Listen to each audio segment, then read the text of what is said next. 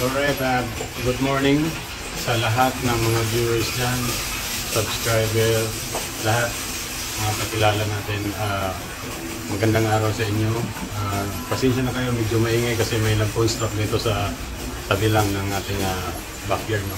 So, ayan, ulitin ko magandang araw sa inyong lahat.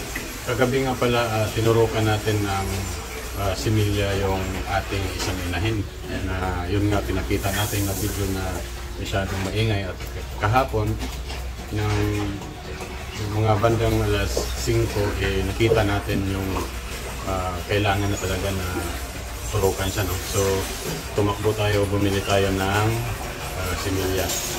Malapit lang naman, although malapit siya pero matraffic din. Umabot kami ng halos siguro mahigit isang oras. So, ayan, ginabi tayo nung nagturok tayo kagabi. So, ngayon, nakapaglinis na tayo, kapagpakain, at saka nagpurga tayo nitong isang inahin. Kasi para after nung nagpurga tayo, baka maglandi siya. So, di ba? Kompleto na. So, mag-inject din tayo sa kanya ng vitamins. Siya nga pala, itong mga pig nakakain na, at saka itong dito maaga itong nakakain ng first batch. Kaya tinanggal ko muna yung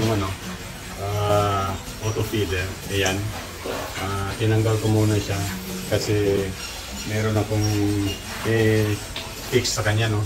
Kasi masyadong magalaw yung niya, gumagalaw. Dahil alam mo na, yung mga biik, malilikot, kung ano yung nakikita nilang gumagalaw, mas lalo nilang ginagalaw, no? So masisira, sayang. Kaya i-fix natin ngayon. So, ayan, maraming salamat sa inyo, no?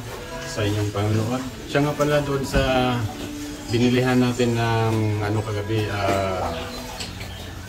similya. Shout out nga pala sa iyo, Brad. Maraming salamat sa assessment, no? Nang dumating tayo, nakangiti kagad siya. Parang wini-welcome ka niya. So, yun ang maganda sa mga nagbabantay sa tindahan. Hindi ko alam kung pamangkin siya or or trabahante siya. Basta maganda ang pinakita niya, kaya shout out sa iyo, pre. At saka maraming salamat kung ikaw ay nag-subscribe. Maraming salamat sa iyo dahil hiningi niya yung channel natin, no?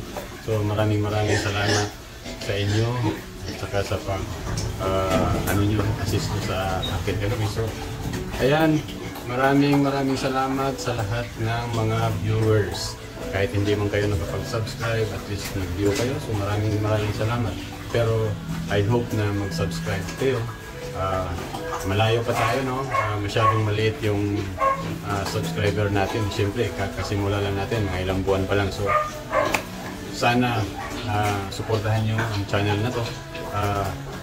Ayan nyo, ipapakita ko sa inyo ang lahat ng ating ginagawa dito sa ating babuyan. Pero hindi lang yan, dahil all around tayo. So, maaaring gawa tayo ng video patungkol sa pagluluto, kung paano magtimpla, ganyan. Hindi man siya tutorial, pero ipapakita ko sa inyo kung paano. So, meron tayong mga soup dyan na hindi nyo pa siguro natitikman, pero pag pumunta kayo sa aming kainan sa may Magallanes, katabi lang ng ROD, harap ng barangay, makikita nyo dyan ang Munday's Place.